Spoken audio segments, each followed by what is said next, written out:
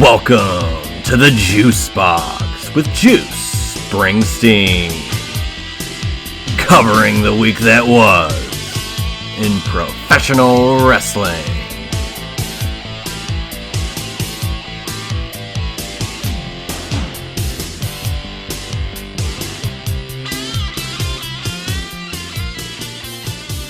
And hello everybody, and welcome once again to another edition of the Juice Box. I am Juice Springsteen, and we are in the thick of fall here in the United States, around the world in most parts.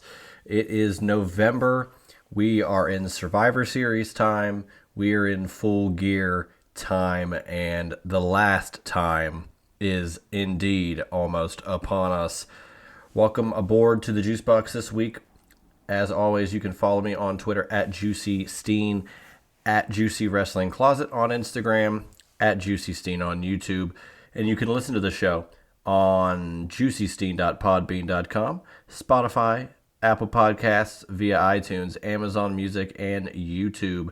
And if you do listen to it on Apple Podcasts or on Spotify, you can rate and review the show right there on those pages. Give it a little 5-star review.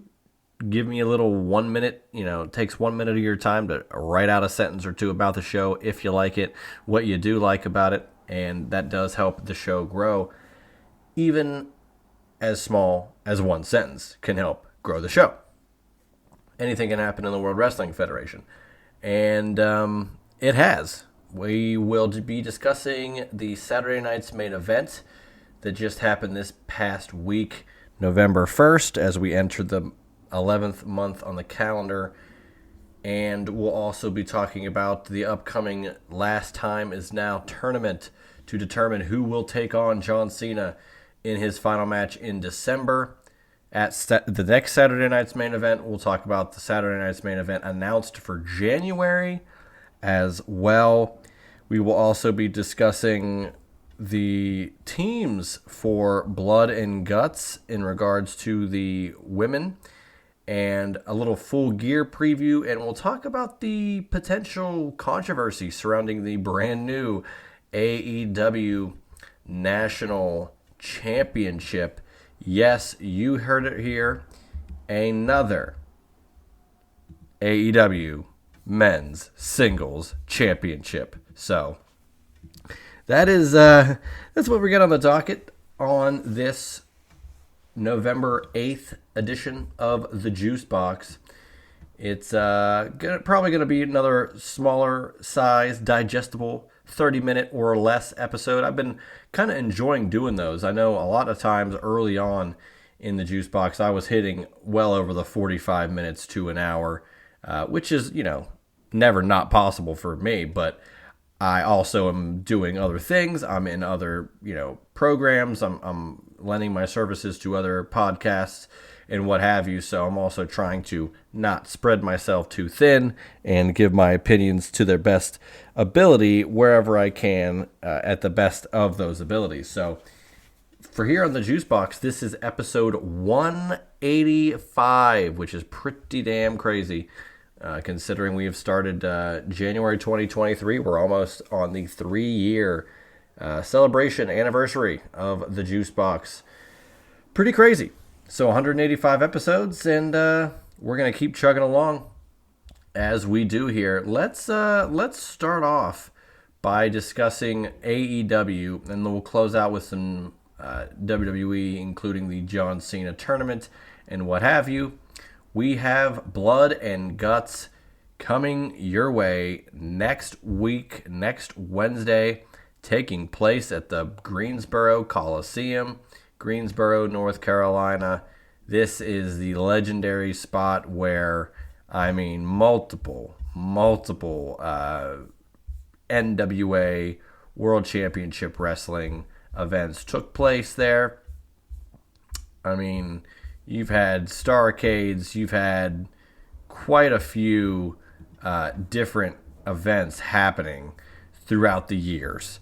And I actually had the privilege of going to that arena to watch the Starrcade 19, I wish, Starrcade 2017 house show at the Greensboro Coliseum, which, that was one of the best, coolest shows I ever went to. It was a house show. It really, was really cool to see.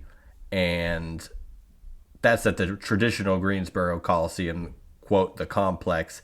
This is not necessarily at that same venue, but being there for all those other shows, it's just so celebratory. Greensboro as a whole, truthfully, is just such a wrestling town. And it's going to be really cool to see Blood and Guts take place there. We've got 3 matches on the docket. Maybe they'll add a 4th. It's a episode of Dynamite, whether, either way, even though it is Blood and Guts. But we've got 3 matches so far. We've got Hangman Adam Page taking on Powerhouse Hobbs in a Falls Count Anywhere match. That should be very fun. And I'm very curious as to see, could Powerhouse get a win here? It is Falls Count Anywhere. Could we see someone, interfere and maybe cost Hangman the match? Or is it more likely that Hobbs gets kind of distracted and he, has his guard down and Hangman gets a victory here to maybe set up something in the future with Hobbs, or someone that takes out Hobbs is maybe the next challenger for Hangman? I don't know. I mean, this is not a title match, and Hangman has the match with Joe at Full Gear, and we'll be discussing that in a little bit about that show and the card that's going to be taking place in a couple of weeks. November 22nd, 2 weeks away. But additionally, we've got the men's Blood and Guts match, which is the conglomeration: Mark Briscoe, Orange Cassidy, Kyle O'Reilly, and Roderick Strong, Darby Allin heading the team, taking on the Death Riders: Jon Moxley, Claudio Castagnoli, Wheeler Yuta, Daniel Garcia, and Pac. This is, it's always interesting, these Blood and Guts matches. I do think that it's been a success. And, I guess they could add a third or a 4th match, rather. Normally, these do kind of run 2.5 hours. They give that extension. And this one's even tagged 1 cage, 2 rings, 3 words. And this is actually the 5th one that they're doing, which is pretty damn cool. And what's really cool is this is actually the first time War Games-esque match will take place in the Greensboro Coliseum since one of the last Great American Bash house shows back in August of 1991, which is pretty damn crazy. Looking forward to it, though. The 5-on-5 with the Death Riders in it. I mean, this could be a blow-off of sorts. I mean, we've been talking about Darby and Jon Moxley, quote, ending their feud for so damn long now that, please, can we end it with, we had a coffin match. We had an I Quit match. Now we get Blood and Guts. Darby and Moxley heading the factions against each other. You'd like to say maybe this could be the end. I doubt it, but I can hope. Additionally, though, and maybe more interestingly, 6-on-6 women's Blood and Guts. Listen to these teams: Jamie Hayter, Willow Nightingale, Harley Cameron, Chris Statlander, and the Timeless Love Bombs, Timeless Tony Storm and Mina Shirakawa, taking on the Triangle of Madness: Julia Hart, Sky Blue, and Tekla, Megan Bain, Marina Shafir, and Mercedes Moné. 6-on-6. Arguably the 12 top women's wrestlers in AEW currently, week to week on TV that they could have put in here. There's stories across the board, and I honestly think that it is a quality group of women's talent. And, this is something that I feel like it's been in the works for a while, a women's Blood and Guts match. But again, they never had the to pull a trigger. They didn't know when to do it. Now you get 2 on the same show, and these matches do not they are not one for the faint of heart, but they are not short matches. I think the last Blood and Guts match was about 50 minutes. We've had some, I think that was, I don't know if it was earlier, but it was 51 minutes. So we've had quite a few Blood and Guts matches. Like I said, this is the 5th event. So this will be the 5th and 6th Blood and Guts matches. I hope that the shows are bookended by the matches. I don't know if the men's match will close or not, but it would be kind of interesting for the women to close. I think that'd be fun. Man, this is exciting though. I'm really looking forward to, why and how the matches end. I always like to see who gets the advantage, who's the one to take out, what is that spot that you gotta. There's always a moment, right? There's always a moment of someone falling off the top of the cage. There's a lot going on there, falling off through an announce table, through the cage in general.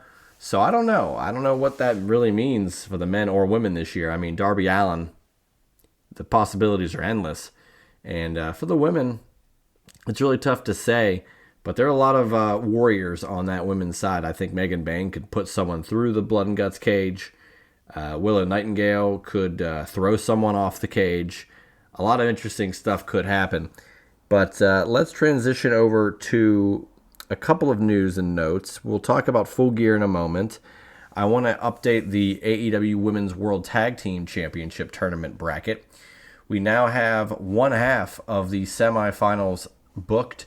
The Sisters of Sin, Julia Hart and Sky Blue, will be taking on the Babes of Wrath, Willow Nightingale, Harley Cameron, who defeated Mercedes Moné and Athena this past week on Dynamite, and somewhat of a surprising result. And now we get the Sisters of Sin versus the Babes of Wrath. And the winner of that will take on either of these 4 teams, Alex Windsor and Rio, the Timeless Love Bombs, which is Timeless Tony Storm and Mina Shirakawa. The thrown together now because of an injury to Penelope Ford team of Marina Shafir and Megan Bayne, which arguably could be the toughest team to eliminate out of this tournament, and Tay J with Tay Mello and Anna J. But looking forward to seeing where it all kind of ends up. I would love to see the Sisters of Sin win the tag titles. Of course, they got to get out of this next match because I think the Babes of Wrath could also easily be tag champs. Now that Mercedes Moné is not a part of it, I don't think. I think the field is wide open of who could win. And like I said, Megan Bayne and Marina Shafir seem damn near unstoppable. I'd say them versus the Timeless Love Bombs could be a semifinal match, and then who knows where that would end up. But looking forward to seeing where that goes to conclude with those new sets of championships. And that's what I'd like to bring up. The newest championship being brought into the AEW fold. And that would be the AEW National Championship. So you might be wondering, how is this happening? What is going on? It's very interesting to hear that, the national title. Isn't that already a championship? And you would be right. So here's the thing. AEW has the TNT Championship. They have the Men's World Championship. They have the International Championship and the Continental Championship. So now the National Championship is going to be introduced. And if you recall, the Unified Championship is also a thing, and that's because that's the lineage of the Continental and International Championships. Are you confused yet? So I think where people have the confusion is that International was already a title, and it may be or may not be unified into the Unified title, but it's called the Unified title, but that also includes the Continental title, which is not defended during the Continental Classic.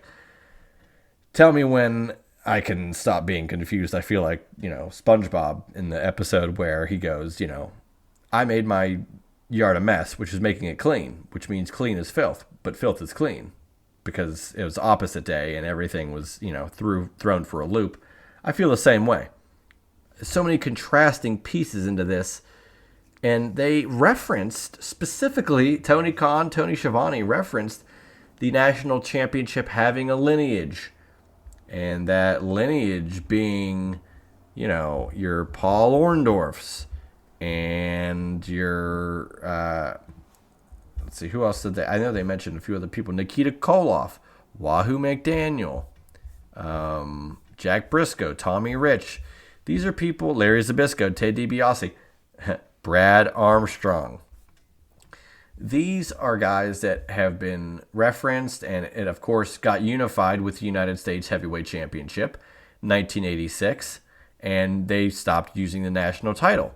However, the national title got revived back in 1997, and it got reactivated by the NWA and got awarded to Big Slam, then Salvatore Sincere, and it kept going, and it has still been going on and being defended. And currently, the champion of the national champion for the NWA is one Mike Mondo. If you don't know who Mike Mondo is, he was formerly Mikey in the Spirit Squad. Pretty crazy considering, I always thought you were going to get Kenny Dykstra, the main guy from the Spirit Squad, being the standout leader of the group, being the guy that would break out as a singles guy. And yet Dolph Ziggler, Nick Nemeth, he was the one that broke out as a singles star. But now you also have Mike Mondo, who is the NWA national champion. And due to the confusion, due to them putting out, this lineage and this is who's here and what have you, all those things being considered, as they announced the championship, Mike Mondo puts this tweet out, and I'm going to read it to you. Let me be clear. There is only one NWA, and there is only one prestigious national championship that holds legit lineage and has for decades. So, to Tony Khan or anyone else confused, here's the legit title with the company it belongs to and the legit national champion. My name is Mike Mondo. So, Mike Mondo, the NWA, absolutely taking a stand here. And here's the thing. I don't necessarily blame them for putting out that social media post and kind of capitalizing on the buzz that the name drop of the national championship received. And I also think that maybe AEW should have... Now, I know they didn't... Well, maybe I'd have to rewatch it to get the exact verbiage, but I'm not sure that they directly said that the lineage of this AEW national title would coincide with the lineage of the NWA national title, because that simply cannot happen considering the NWA national title is an active title with that same lineage. So maybe they were just referencing former national champions as it was when it was a larger championship title. Be that as it may, the confusion has led to a social media war of words here, and hopefully the national title looks really cool. Hopefully it looks like a unique championship. The design for the NWA one's always incredible. It's got the United States, and I love the title design of the national championship for the NWA. But AEW is going to do this, and the inaugural AEW national champion, now this title will also apparently be defended. Ring of Honor, New Japan, CMLL, any other promotion it can be defended in, which I do like. And I think that's what they wanted to do with the international title or the Continental. But things changed, and that's not how it went. So they're pivoting, and the national title will have that purpose. But the inaugural AEW national title will be won for the first time in a casino gauntlet match at Full Gear. First three entrants, Bobby Lashley, Shelton Benjamin, Ricochet, and who knows who else. Now, I love the Casino Gauntlet match. I think it's one of the best new gimmick matches in AEW or pro wrestling as a whole, really. And I think it's a cool vehicle for a new championship, so I'll be open to that. And I think one of those three guys that I mentioned, Lashley, Benjamin, or Ricochet, will actually end up as the first ever AEW National Champion, but we shall see. Let's go to the Full Gear card right now. In addition to that, Chris Statlander defends her AEW Women's title against Mercedes Moné. I really think Chris Statlander should win that match, but we'll touch on some predictions later on this month. Hangman Adam Page defends his AEW World title against Samoa Joe in a rematch from their previous match at Wrestle Dream. FTR challenges Brodito for the AEW World Tag Team titles. A $1 million trios match between Kenny Omega, the Jurassic Express of Jungle Jack Perry and Luchasaurus, taking on Josh Alexander and the Young Bucks. That Casino Gauntlet match for the inaugural AEW National title. And that's featuring Lashley, Benjamin, and Ricochet, plus a lot of other talent. And then also added a no DQ match for the AEW TNT title. Mark Briscoe challenges Kyle Fletcher. And if Mark Briscoe loses, he will be forced to join the Don Callis family. Those are some interesting stakes. And I am actually very intrigued by that stake. So sign me up. So that's what we got for Full Gear. Blood and Guts this week. Women's Tag Title Tournament in progress. That's what we've got going on right now here in the AEW world. But I do want to touch on now the WWE side of things. A little recap of this past Saturday night's main event. It was a fun one, but kind of mundane overall. I would wager with the results. I thought the matches delivered. The first match, Cody and Drew McIntyre, where if Cody got DQ'd or counted out, he would have lost the title. He retains via pinfall, and Drew McIntyre actually just got suspended this past week on SmackDown for attacking an official, so Drew's out for probably a while. Going to go do the Highlander. Again, I don't know if it's a movie or a series, but I'm pretty sure that's what he's going to do. There can be only one. Cody is back to being WWE champion and going to have some challengers. Hopefully, I don't know if he's going to be a part of War Games necessarily, but I hope that maybe he can defend the title at Survivor Series if that's not the case. Dominic Mysterio defeated Penta and Rusev to retain the IC Championship, the Intercontinental title, and got interrupted by his father, Rey Mysterio, when confronted about who truly is the greatest luchador of all time. And damn, if we get Dirty Dom defending the IC title and the AAA Mega Championship against Rey Mysterio, potentially for Rey Mysterio's mask in a mask versus title match at Survivor Series in San Diego, the 619, that would be incredible. I don't know if that's where they're going to go, but I hope that that's exactly where they go. Not for the sake of me predicting it, but there's so much intrigue there. And that's a match that I think is almost bigger in that venue for those titles at that moment than any WrestleMania match would. So hopefully that's something that they pull the trigger on. We shall see. Tiffany Stratton got squashed by Jade Cargill. Tiffy, time was indeed up. Jade Cargill, your new WWE Women's Champion. And now we get Jade Cargill being a menace. She's the champion. I don't know where her first challenger will necessarily come into play, but we shall see. I'm curious if she's going to be a part of War Games. That's where we're kind of at with this. You know, we got about a month left to War Games. Then you got that John Cena last time is now Saturday night's main event. A lot of intrigue there. So I don't know where all the pieces fit around the main parts of the card, but we'll see. CM Punk defeats Jey Uso to win the vacant World Heavyweight Championship. There was no Jey heel turn. And on the next episode of Raw, we saw Logan Paul kind of put his hat in the ring to potentially go after the World Heavyweight Championship with CM Punk now as champion. I don't think that the Vision is going to be taking Logan Paul's services here because Logan Paul is too singular for a group dynamic, I think. I don't think unless he created the group on his own, I don't foresee him joining a group at this time. So Punk Logan Paul's an interesting matchup, and that's an easy guy to hate against an easy guy to cheer if that dynamic is stuck with Logan Paul and CM Punk. So looking forward to that. And let's actually move across to what we've got next, which is after Survivor Series taking place, Survivor Series War Games taking place at the end of the month, November 29th, Saturday night, San Diego, California, Petco Park.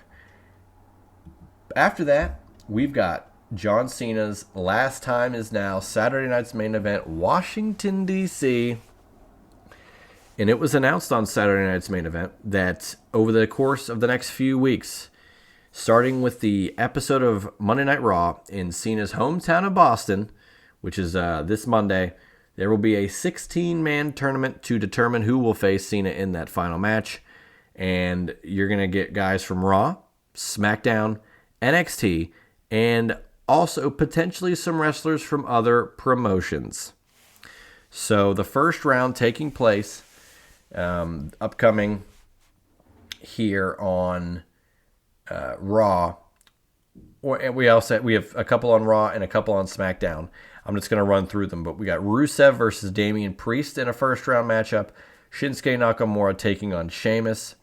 The Miz versus Jey Uso. Eesh. LA Knight versus to be announced. Couple things. I hope that the to be announced is kept completely quiet until they announce LA Knight coming to the ring and they say, and LA Knight's opponent is, and then they hit a music. I also hope there's one match in this bracket. There's 4 more matches to be announced.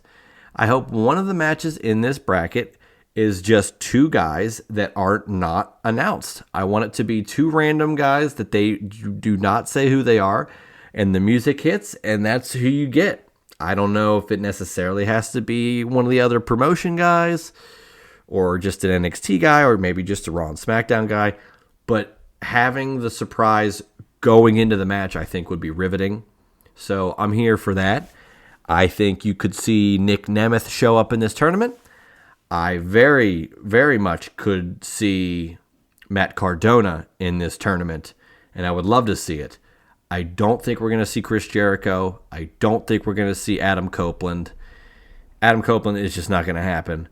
Chris Jericho, I do believe, is going to return to WWE, but I think that's going to happen at the Royal Rumble, not in this tournament, because if he's in this tournament, he should win the tournament and be the final match, but I just don't see that happening.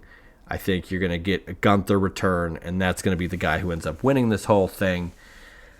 But we shall see. I love tournament-style stuff. I love the fact that Cena's like, these guys want to be in a huge spot. They want to be the guy that faces me in my last match. You got to earn it. Like I had to earn my spot by taking on Kurt Angle, that one SmackDown in 2002.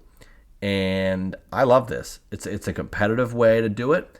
Like I said, though, no one announce who the TBA guy is until his music hits, and then give me a match of 2 guys where you don't know either guy going in.